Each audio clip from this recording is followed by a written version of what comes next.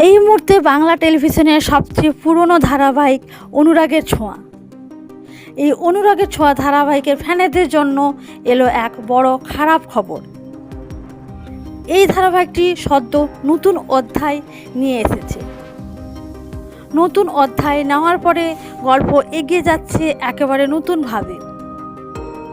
নতুনভাবে নেওয়ার পরে টিআরপি তালিকায় তেমন ভালো ফল দেখাতে পারছে না।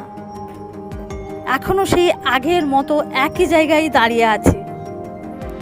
টিআরপি একই জায়গায় দাঁড়িয়ে যাওয়ার কারণে নতুন অধ্যায় নেওয়ার পরেও এপিসোড জমজমাট হলেও কোনো প্রোমো কিংবা প্রমোশন দেখানো হচ্ছে না।